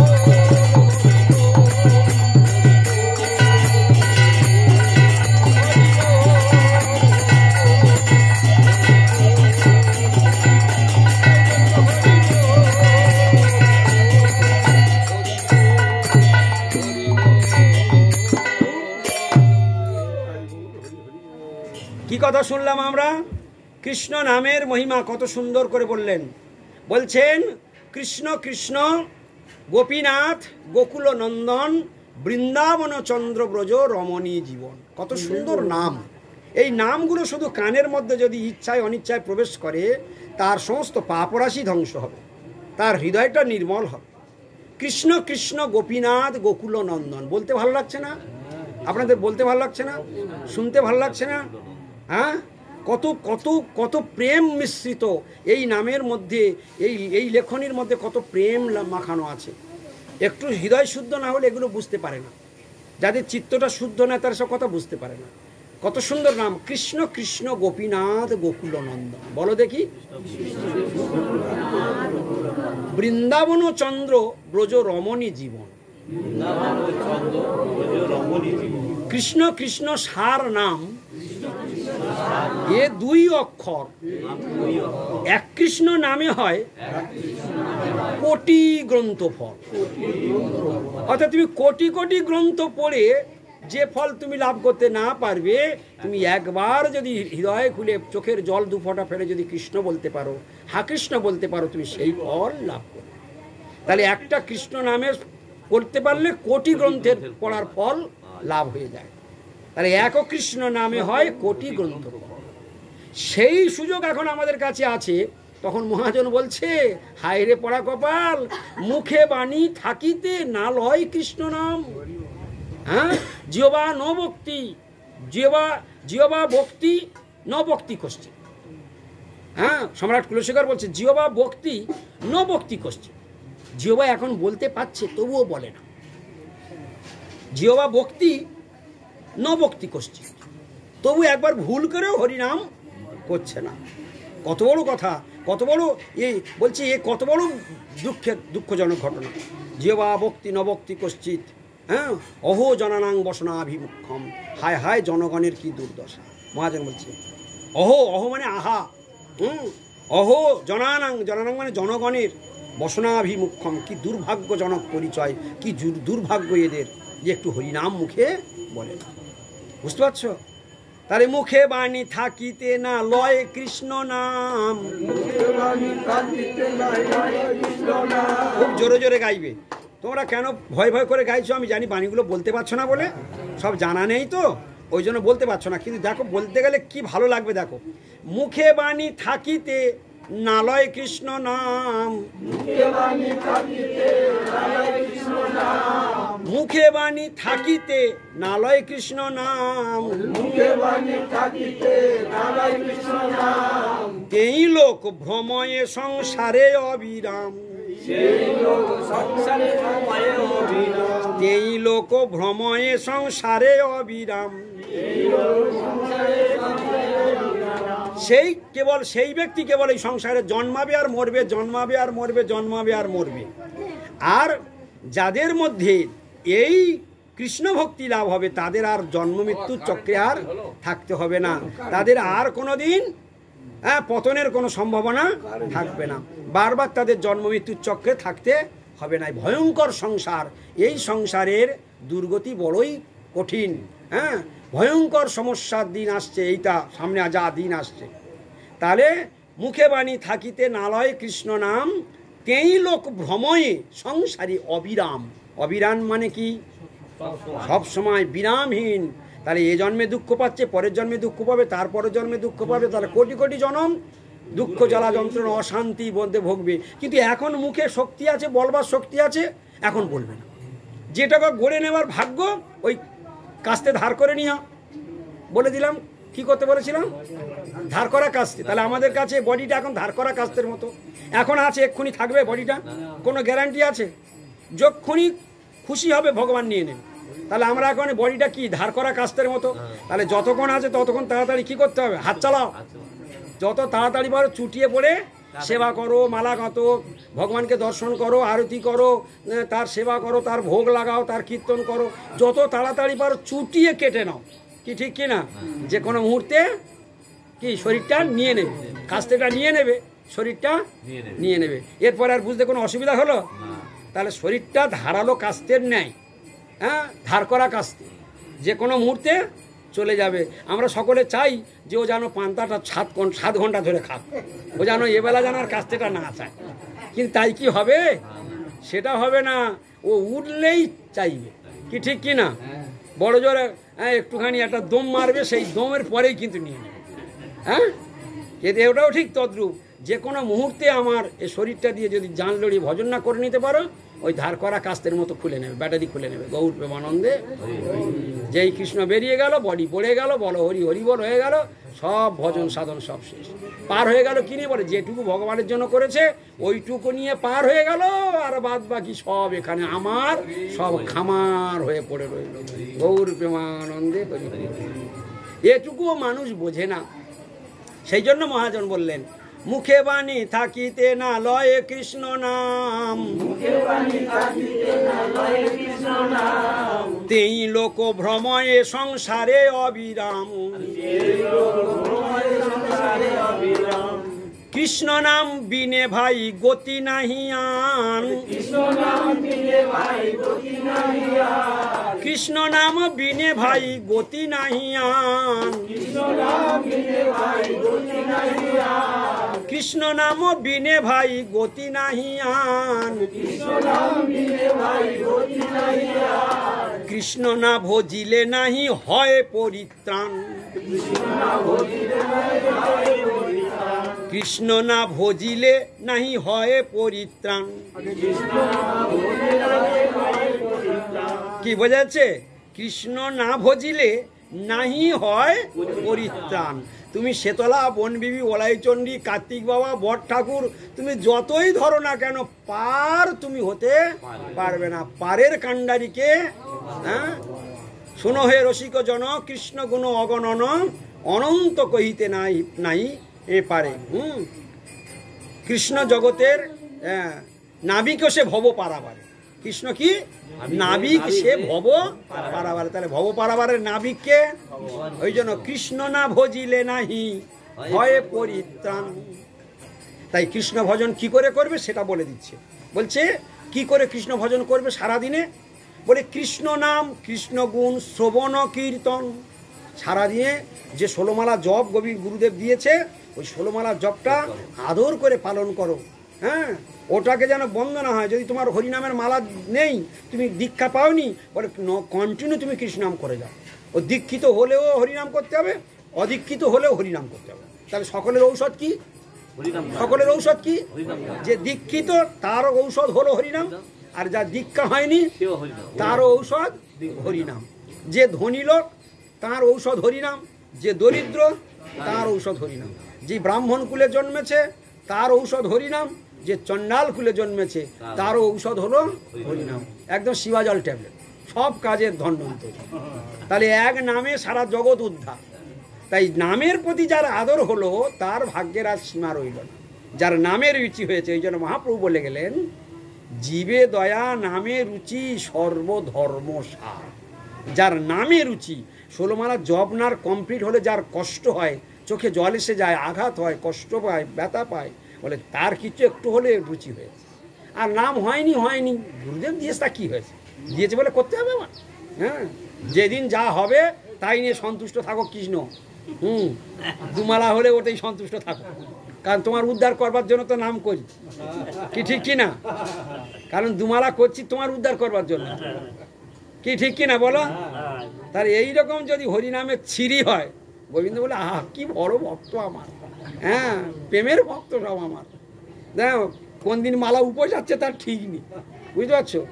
আর এমন ভক্ত সারাদিন সংসারে গরুর মতো খাটবে, আর যেই নামের মালাটা ধরবে সঙ্গে সঙ্গে বিছানা টান টান হয়ে শো, হ্যাঁ শুনে নেব মালাটা নিয়ে সারা বিছানায় মানে পাক খাওয়াচ্ছে, পাশ ফিরছে, মালাটার রূপে শুয়ে পড়ছে। আর কি ভক্তি! এইরকম ভক্তি করতে হবে না, মালা নিয়ে শোতে নয়, মালা নিয়ে হাঁটতে হবে। মালা নিয়ে শুয়ে শুয়ে হরিনাম করা যায় কি, যদি প্রশ্ন আসে, বলে হিসাব যদি হয় তাহলে মালা নিয়ে কখনোই শুয়ে শুয়ে হরিনাম করা উচিত নয়। তাহলে অসুস্থ 3 দিন উঠতে পারছে না, তাহলে কি করবে? বলে তখন সে শুয়ে শুয়ে হরিনাম করতে পারে। বুঝতে পেরেছো? তাহলে উচিত নয়, আবারও উচিত। বলে কখন? স্থান কাল পাত্র ভেদে, সময় বিবেচনাতে। যখন তোমার ওঠার শক্তি নেই, তুমি বিছানা শয্যা হয়ে আছো, তখন তুমি কি করবে? ছুটে দৌড়ে হরিনাম করবে। তখন তোমার জন্য শুয়ে শুয়ে হরিনাম করতে হবে, চোখের জল বিসর্জন দিতে হবে, ওই হরিনামে অধিকার আছে। আর আমাদের অনেকের অভ্যাস আছে কি, মালা ধরলে একটু শুয়ে নিই, শুয়ে শুয়ে মালাটা ধরি, ওটা হবে না। ভগবান সব জানে, সকলের কাছে ফাঁকি দেওয়া যায়, ওই বাঁশিওয়ালাকে কখনো ফাঁকি দেওয়া যায় না। তাহলে কি করে কৃষ্ণ ভজন? ওই যে কৃষ্ণ নাম বিনে ভাই গতি নাহি আন, গতি নাহি আন, গতি নাহি আন মানে আর অন্য কোনো পথ খোলা নেই, আর কোনো অন্য গতি নেই যে এটা নামটা করিনি ওই দিক দিয়ে পার হব, বলে ও হবে না। কেন? কলিযুগের যুগ ধর্ম হরি নাম সংকীর্তন, এতদর্থে অবতীর্ণ শ্রী শচীনন্দন। এতদর্থে অবতীর্ণ শ্রী শচীনন্দন। শচীনন্দন গৌর হরি কলিযুগের যুগধর্ম হরিনাম দিয়েছেন, তুমি অন্য কোনো ধর্ম কইলে নাহি হয় পা। কলিযুগে শুনো বিপ্র, কলিযুগে নাম যজ্ঞ সার, হ্যাঁ এই বিনা ধর্ম অন্য ধর্ম কইলে নাহি হয় পার। এছাড়া যদি অন্য ধর্ম কেউ করে সে পার হতে পারবে না। তাহলে শুনো বিপ্র, কলিযুগে নাম যজ্ঞ সার, নাম বিনা অন্য ধর্মে নাহি হয় পার। অন্য ধর্ম করে তুমি পার হতে পারবে না। তাহলে সেই নামে যার আদর হলো না তার কপাল পড়া। যেমন সেই বড় দুর্ভাগা আমি, এতাদৃশী তব কৃপা ভগবান মমাপি দুর্দৈবম ঈদৃশমিহ অজনী ন অনুরাগ। মহাপ্রভু শিক্ষাষ্টকে বললেন, আমি সে আমার এমনই দুর্দৈব যে এমন কিছু সব কৃপা করার পরেও এমন তুমি নাম রূপে আবির্ভূত হলেন, নাম অক্ষর রূপে তুমি জগতে আবির্ভূত হলে প্রভু, তবু তোমার এই নামে আমার রুচি হলো না, এমন আমার দুর্দৈব, এমন আমার পড়া কপাল, এমন আমার ভক্তিহীনতাময় জীবন, আমার দুর্ভাগ্য যে তোমার নামে আমার রুচি হলো না। মহাপ্রভু বলছে, নাম নামকারী বহুধা নিজ সর্বশক্তি তত্রার্পিতা নিয়মিত স্মরণেন কালো। তুমি নাম দিয়েছো, আবার কলিযুগের মানুষের জন্য এরকম ব্যবস্থা করে দিয়েছো, ঠিক আছে তোমাদের টাইম ক্ষণ বেঁধে দিলাম না, নিয়মিত স্মরণে নো কালো। ধরো যদি বলতো এই টাইমে তুমি হরিনাম করতে পারবে, এই টাইম ছাড়া হরিনামের ফল ফলবে না, তখন আমার সেই টাইমে হরিনাম করতে হতে হবে। কিন্তু কলিযুগের মধ্যে জীবের দুর্দশা দেখে মহাপ্রভু বললেন ওদের টাইম ঠান বাঁধা যাবে না, ও 24 ঘন্টা যখন খুশি ওদের জন্য কোনো বাঁধন নেই, ওরা যখন পারবে তখনই, এমনিতে করবেই না। আবার যদি বেঁধে দিই তাহলে সব্যনাশও ধারে বাড়ে আর যাবে। হ্যাঁ, তাই নিয়মিত স্মরণে নো কালো, কাল টাইম বেঁধে দেওয়া হলো না, নিয়ম বেঁধে দেওয়া হলো না। যখন খুশি তখন করুন, রাত 12টায় ঘুমিয়ে গেছে তখন করুন, ও যখন খুশি তখন করুন, ওকে বাধা দিও না, ওই এমনি করবে না, ওই এমনি যতটুকু করে তাই লাভ। গৌর প্রেমানন্দে হরি বল। কলিযুগের মানুষের জন্য আর মহাপ্রভু ভগবান কত চিন্তা করবে বল। এতাদৃশী তব কৃপা বলছে, মহাপ্রভু বলছে এতাদৃশী তব কৃপা, এতাদৃশী তব কৃপা, তব কৃপা মানে তোমার কৃপা, এতাদৃশী মানে এইরূপ কৃপা তুমি করেছো। কিন্তু দুর্দৈবমী দিশমিহ অজনীন অনুরাগ, তবু আমার এমনই দুর্দৈব, এত কৃপা করা সত্ত্বেও তোমার সেই নামে আমার রুচি হলো না। তাহলে কৃষ্ণ নাম বিনে ভাই গতি নাহি আন, কৃষ্ণ না ভজিলে নাহি হয় পরিত্রাণ। তা কি করে ভজন করবে? বলে কৃষ্ণ নাম কৃষ্ণ গুণ শ্রবণ কীর্তন। দেখো এখন আমরা কিসের মহিমা শুনছি? নামের মহিমা শুনছি। কৃষ্ণ নাম কৃষ্ণ গুণ, একটু আগে কৃষ্ণের গুণের কথা শুনেছি, একটু আগে আমরা ভগবানের গুণের কথা শুনেছি। ভগবান বলছেন ভগবানের এত গুণ, ভগবান বলছেন ইন্দ্রদ্যুম্ন রাজা তোমার জন্য কিছু না। হ্যাঁ, ভক্তের এমন গুণ, ভগবান ভক্ত নেবেই না কিছু, আর ভক্তকে ভগবান জোর করে দিয়ে দিল তোমার নামে গুন্ডিচা মন্দির থাক, তোমার নামে ইন্দ্রদ্যুম্ন সরোবর থাক। এটা কার দান? ভগবানের দান। তাহলে ভগবানের কত গুণ, তাই না? তার হৃদয়টা কতটা দয়ার হৃদয় তার ভগবানের, এটা বোঝা গেল। তাহলে এটা ভগবানের একটা গুণ। ভগবানের আর কি গুণ আছে? ভগবানের কটা গুণ আছে? ভগবানের অনন্ত কোটি গুণ। কটা গুণ ভগবানের বর্ণন করবেন? ভগবান ইচ্ছা করবে ভগবানের এত গুণ। দেখো আমাদের কত শক্তি আছে, আমরা একটা গিরিরাজ গোবর্ধন পর্বত, কেন আমরা একটা চায়ের কাপ পর্যন্ত আমরা কনিষ্ঠ আঙুলে ধরতে পারবো, কিন্তু ভগবান গিরিরাজ গোবর্ধনকে 7 ক্রোশ পর্বত 7 দিন একদম কনিষ্ঠ অঙ্গুলিতে নখের আগায় ছিল। তাহলে ভগবান কত শক্তিমান! হ্যাঁ, ভগবানের কত গুণ। ব্রহ্মাজি গরু বাছুরগুলো সব বৎসগুলো চুরি করে নিল, ভগবান নিজের অঙ্গ থেকে বাছুরও তৈরি করে নিল, অ্যাজ ইট ইজ যা ছিল তাই অরিজিনাল সব তৈরি করে নিল। তাহলে ভগবানের কত গুণ, এসবগুলো শুনতে ভালো লাগে না? হ্যাঁ, যারা নিরন্তর মানে নিতান্ত কপাল পড়া তাদের আর শুনতে ভালো লাগে। ভগবান কত শক্তি, কত তার গুণ, আমরা পারবো এরকম? হ্যাঁ, নিজেই তাহলে নিজেই বাছুর, নিজেই গরু, নিজেই রাখাল, নিজেই 1 বছর কালে এরকম যাতায়াত করছে। আহা হা, কি লীলা ভগবানের! এসব কথা যদি মনে পড়ে হরিনাম করবার সময় কি চিন্তা করতে হয়? বলে গো গোপী গোপাল সঙ্গে ধ্যান হরিনাম, জানিও এসব অর্থ বেদের প্রমাণ। যখন হরিনামের মালা ধরবে এখন থেকে খুব সাবধান। হরিনামের মালা ধরে গুরুদেব বারবার কথা বলেন যে নামের মনটা বসিয়ে বসিয়ে হরিনাম করো, অন্য চিন্তা করো না, নির্জনে বসো, গোবিন্দের চিন্তা করো, লীলা স্মরণ করো, ভক্ত সঙ্গের কথা চিন্তা করো। আর কি চিন্তা করবে? কি করতে করতে হরিনাম করবে? গো গোপী গোপাল সঙ্গে ধ্যান হরিনাম। সবাই বলো দেখি, গো গোপী গোপাল। তাহলে বৃন্দাবনে গো গোপী গোপাল, গো গোপী গোপাল সঙ্গে ধ্যান হরিনাম। ওই হরিনামের মধ্যেই এরা লুকিয়ে রয়েছে। ওই হরে কৃষ্ণ কৃষ্ণ কৃষ্ণ হরে হরে, হরে রাম রাম রাম হরে হরে, এই 16 নাম 32 শ্লোকের মধ্যে কৃষ্ণ লুকিয়ে আছে, রাধারানী লুকিয়ে আছে, বৃন্দাবন ধাম লুকিয়ে আছে, গোবৎস লুকিয়ে আছে, রাখাল লুকিয়ে আছে, বৃন্দাবনের যত ব্রজ গোপীরা লুকিয়ে রয়েছে, সমস্ত যা কিছু সব ওই হরিনামের মধ্যে রয়েছে। আমরা হরিনাম করি কিন্তু এক বিন্দু কিছু দেখতে পাই না। তাহলে বলো দেখি আমরা যোগ্য না অযোগ্য? তাহলে নামের মধ্যে সব আছে। গো গোপী গোপাল সঙ্গে ধ্যান হরিনাম, জানিও এসব অর্থ বেদেরও প্রমাণ। ভক্ত মুখে আইসে নাম গোলক হইতে, এই যে মুখে হরিনাম আসছে, মনে মনে ভাবতে হবে হরিনামটা সাক্ষাৎ গোলক থেকে আসছে। হরিনামটা কোথাকার বস্তু? গোলকের বস্তু। ভক্ত মুখে আইসে নাম গোলক হইতে, আত্মা হইতে দেহে ব্যাপী নাচে জিহ্বাতে। জিহ্বা বলছে হরে কৃষ্ণ কৃষ্ণ কৃষ্ণ হরে হরে, হরে রাম রাম রাম হরে হরে। জিহ্বা নাচছে, কিন্তু প্রথম নামটা এসে ধরা পড়েছে আত্মাতে। আমরা স্পিকারে হ্যালো বলি, হরে কৃষ্ণ বলি, কিন্তু আগে কোথায় এসেছে? আগে টাওয়ার ধরেছে। ওই কথাটা আগে কে ধরেছে? আগে টাওয়ার ধরেছে, তবে স্পিকারে এসেছে, তবে আমরা তার কথা শুনতে পাচ্ছি, আমার কথা সে শুনতে পাচ্ছে। কিন্তু ধরেছে আগে কে? কথাটা ধরেছে কে? টাওয়ার। কথাটা আগে কে ধরেছে? ওই টাওয়ার থাকবে না, তুমি হরে কৃষ্ণ বলে বলে গলা ছিঁড়ে যাবে, কিচ্ছু হবে। কি আমার কথা বুঝতে পারোনি? তাহলে নামটা চিন্ময় আর আত্মাটা চিন্ময়। এই যে আত্মাটা দিয়ে আমরা শুরু করলাম কথাটা, আত্মাটাই আমি, তাহলে আত্মা চিন্ময় আর হরিনামটা চিন্ময়। হরিনাম গোলকের, আত্মাটাও ও কৃষ্ণের নিজজন অংশ, গোলকের বস্তু, চিন্ময় বস্তু। তাহলে টাওয়ারে টাওয়ারে ধরা পড়েছে, সেই টাওয়ারের সঙ্গে বডিটা জামাটা পরে আছে বলে বডিটা কারেন্ট হয়ে গেছে। তো বডিটা যখন কারেন্ট হয়ে গেছে, হরিনাম কি আর চোখ দিয়ে উচ্চারণ হবে না কান দিয়ে উচ্চারণ হবে? জিভ দিয়ে উচ্চারণ হবে। তা সারা বডি কারেন্ট হয়ে গেল। যেই হরিনামটা গোলক থেকে ভক্ত মুখে আইসে নাম গোলক হইতে, কোথা থেকে আসছে?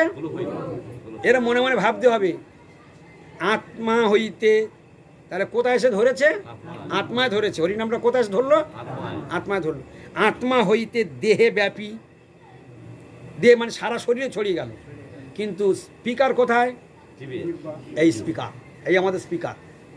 হ্যাঁ, আত্মা হইতে দেহে ব্যাপী নাচে জিহ্বাতে, তাহলে হরিনামটা কোথায় নাচছে? জিহ্বায় নাচছে। এসব কথা জীবনে কোনোদিন শুনেছ? হ্যাঁ, আজকাল অনেক গোপন কথা বেরিয়ে গেল। এসব হরিনামের কৌশল বলতে গিয়ে, হরিনামের মহিমা কীর্তন করতে গিয়ে আমাদের কথাগুলো বেরিয়ে গেল। তাহলে এগুলো অনেক গোপন কথা। তাহলে হরিনামের ওই 16 নাম 32 অক্ষরের মধ্যে সমগ্র বৃন্দাবন লুকিয়ে রয়েছে। কিন্তু আমরা অন্যমনস্ক হরিনাম করি বলে অপরাধ বাড়ে। দর্শন তো দূরের করা, অপরাধ বাড়ে। তখন স্ত্রীর চিন্তা করতে হরিনাম করলাম, তখন হরিনামটা স্ত্রী হয়ে গেল। পুত্রের চিন্তা করলাম, কলাবাগানের চিন্তা করলাম, বাড়ির চিন্তা করলাম, যেটা চিন্তা করছি হরিনাম তাই হয়ে যাচ্ছে। বৃন্দাবন আর আসবে? ওই বাড়ি গাড়ি স্ত্রী পুত্র পরিজন ওই মোহে পড়ে যাবে, সব বিপদ বেড়ে গেল। গৌর প্রেমানন্দে হরি। এই জন্য গুরুদেব বলেছেন, নামটা যখন করবে মনটা বসিয়ে বসিয়ে করবে। মনটা বসিয়ে বসিয়ে করবে। মন বসিয়ে হরিনাম করে যদি 16 মালা না হয়, 4 মালা হয় বলতাও ভাগ, ও কোটি গুণে শ্রেষ্ঠ। মন বসিয়ে যদি 16 মালা না হয়ে যদি 4 মালা হয়, মন বসিয়ে বসিয়ে ওই চিন্তা ছাড়া, আর ভগবানের চিন্তা ছাড়া করবই না বলে, ও হরিনাম কোটি নামের থেকে, লক্ষ নামের থেকে দাম। স্মরণযুক্ত হরিনাম অল্পে বহুত বিস্তর হয়, কিন্তু অন্যমনস্ক কোটি কোটি হরিনামেও প্রেম লাভ হয় না, তাতে নাম অপরাধ বাড়ে। ওই জন্য নামে অনবধানতা আছে না? ক নম্বর নাম অপরাধে আছে জানো তোমরা কেউ? হ্যাঁ না, অনবধানতা 6 নম্বরে নয় তো 9 নম্বরে মনে হয় না, মনে হয় 8 নম্বর, আমার মন বলছে। হ্যাঁ, 9 নম্বরে হচ্ছে শ্রদ্ধাহীন ব্যক্তিকে হরিনামের উপদেশ করা। বিষ্ণু বৈষ্ণবের শ্রদ্ধাহীন ব্যক্তিকে হরিনামের উপদেশ করা, এটাই হলো 9 নম্বর, আমার মন বলছে। 8 নম্বরে কি আছে?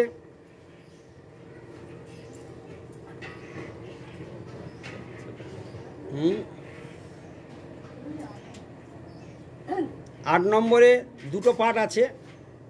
সেকেন্ড পার্টে আছে এই কথাটা। সেকেন্ড পার্টে কার কাছে গঞ্জনার বই আছে বের করো। হ্যাঁ, 7 নম্বরে ওটা নয়, নাম বলে পাপ বুদ্ধি। হ্যাঁ দাও, এই দাও, এটা 7 নম্বর। নাম বলে পাপ বুদ্ধি হচ্ছে 7 নম্বর। আর এখানে 8 নম্বরটার মধ্যে দেখো অনবধানতা। অনবধানতা মানে অন্যমনস্ক থেকে হরিনাম করা। এই হ্যাঁ, 8 নম্বরে কি আছে? অন্য কোনো শুভ কর্মের সহিত কৃষ্ণ নামের তুলনা। অন্য কোনো শুভ কর্ম, যেমন শীতলামার গান যা আর হরিনাম তাই, তুলনা করে দেওয়া হলো। এই যে অন্য কোনো শুভ কর্মের সঙ্গে হরিনামের, এই তো আমার মেয়ের বিয়েতে 2000 লোক খাইয়ে দিল। তা কি হয়েছে? আমরা কি ধর্ম করি না? ও হরিনাম করলে যা হবে, আমার মেয়ের বিয়েতে 2000 লোক খাইয়ে দিই তাই হবে। বুঝতে পেরেছ? অন্য কোনো শুভ কর্মের সহিত হরিনামের তুলনা করা এলো নাম অপরাধ। আর কি বলছে? তুলনা বা সমান বলিয়া জ্ঞান, নাম গ্রহণ বিষয় অনবধান। অনবধান এই শব্দটা দেখো, বললাম 8 নম্বরে কি বলেছি? অনবধান। কি বলো সবাই বলো? অনবধান। অনবধান মানে কি? অন্যমনস্ক থেকে হরিনাম। অন্যমনস্ক থেকে হরিনাম। হরিনাম অন্যদিকে আছে, আমার মন অন্যদিকে আছে। হরিনামের মালা টেনে যাচ্ছে, ঠোঁট বলে যাচ্ছে, আর মন অন্যদিকে আছে, বলে এই নাম অপরাধ হচ্ছে। ওর নাম হচ্ছে না, নাম অপরাধ হচ্ছে। এরকম নাম করবার কি দরকার? টিভি দেখা হচ্ছে, নাম করা হচ্ছে। টিভি দেখা হচ্ছে, নাম করা হচ্ছে। হ্যাঁ, গাছপালা দেখছে, নাম করছে। নাতি খেলা করছে, তার দিকে তাকিয়ে থেকে হাসছে আর হরিনাম করছে। সব অনবধান, সব অনবধান, এসব নাম অপরাধ। আর এই নাম অপরাধ আমরা হামেশাই করি, মানে 100 ভাগের 99 ভাগ করি। স্মরণযুক্ত হরিনাম। ওই জন্য কারোর সামনে থাকতে নাই হরিনাম করার সময়, একদম নির্জনে বসে যাও, চক্ষু মুদি। চোখ যদি কোনো দিন গিয়ে নারকেল গাছে পড়ে, এখন হরিনাম করছো, কেউ নেই, তুমি একা আছো, চোখ কীরকম আমাদের সঙ্গে শয়তানি করে দেখো। চোখ গিয়ে নারকেল গাছটা পড়লো, তখন সঙ্গে সঙ্গে কি হয়ে গেল, ওই জন্য নারকেল গাছটা সীমানা নিয়ে ঝগড়া হচ্ছে, ওই চলে গেল চোখ, হ্যাঁ, সীমানা নিয়ে ঝগড়া হচ্ছে, ও কিছুতেই কথা শুনছে না, এতটা হ্যাঁকাতে, হে ভগবান তুমি ওর একটু দেখে নিও ভগবান, হ্যাঁ, আমার বাবা কত কষ্ট করে ওইটা পুঁতেছিল, খুব ভালো বীজ, ও হাজারি নারকেল, ও সেটাই নিয়ে নিল, গোবিন্দ তুমি এর বিচার করো। হরে কৃষ্ণ চলছে তখন, ও তখন তার জব্দ করবার জন্য ধান্দা নিচ্ছে, ও তখন হাজারি নারকেলে চলে গেল। তাহলে নির্জনে বসে ওর কি হলো, চোখ পড়লো, ও হাজারি চলে গেল। তাহলে চোখটা এমন পাপি চোখ, এটাও খুললে বিপদ। তাহলে চোখ বুঝিয়ে মন বসিয়ে বসিয়ে হরিনাম করাটাই আমাদের প্রত্যেকেরই দরকার। ওইরকম হরিনাম একদিন প্র্যাকটিস করো, একদিন, আজকে যা আলোচনা হলো না, তোমরা একদিন শুধু প্র্যাকটিস করো, আজকের প্রতিজ্ঞা করো, আজকেই টেস্টিং করে দেখি, আমি এক কাঁটি হরিনাম করব, কিন্তু এই এক কাঁটিটা আপ্রাণ চেষ্টা করব, আমি কৃষ্ণ বিনা, ভগবানের লীলা বিনা, ধাম বিনা, গোপী গোপাল, মানে কি ধ্যান করব, গোপী গোপাল ধ্যান করব। তাহলে মানে লক্ষ লক্ষ ধেনু নিয়ে কৃষ্ণ গোচারণে যাচ্ছে, লক্ষ লক্ষ ধেনু নিয়ে কৃষ্ণ গোচারণে যাচ্ছে। তাহলে কি হলো, দর্শন হলো, সেই ছবিটা ভিতরে ভেসে উঠবে। আর কি, তাহলে রাখাল বালকেরা যাচ্ছে, তাহলে বালকরা যাচ্ছে, তাহলে হলো, গোপাল হলো। আর রাস্তার ধারে কাতারে কাতারে গোপীগণ দাঁড়িয়ে সেই গোচারণে কৃষ্ণকে দর্শন করব বলে সেই লালসাতে, কৃষ্ণকে দর্শন করার লালসা, রাস্তার দুধারে গোপীগণ কাতারে কাতারে দাঁড়িয়ে আছে।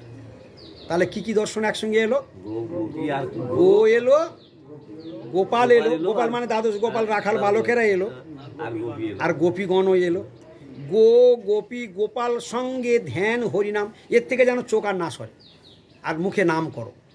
আর কৃষ্ণ দেখো তার মাঝখানে চারিদিকে সখাগণ আছে, আর মাঝখানে কৃষ্ণ বংশীধ্বনি করতে করতে চলেছে, হ্যাঁ, আর সেই বংশীধ্বনিতে গোবৎসগণ তারা হাম্বা রব করে তারা ল্যাস তুলে দৌড়াতে শুরু করেছে।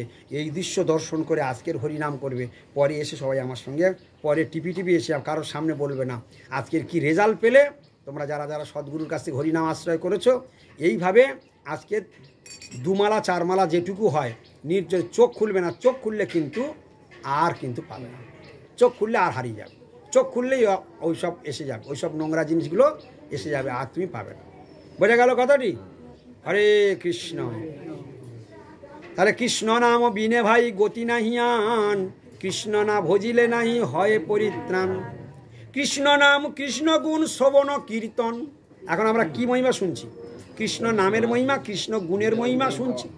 কৃষ্ণ নাম কৃষ্ণ গুণ শ্রবণ কীর্তন, কৃষ্ণ ধ্যান। এই নামের মধ্যে কোন ধ্যান হচ্ছে? কৃষ্ণ ধ্যান আছে কিনা দেখো। কৃষ্ণ ধ্যান, কৃষ্ণ সেবা, কৃষ্ণ ধ্যান, কৃষ্ণ সেবা। তাহলে ওখানে কৃষ্ণ সেবা করা যাবে? কৃষ্ণ এখন গোচারণে যাচ্ছে, কি সেবা করবে তুমি?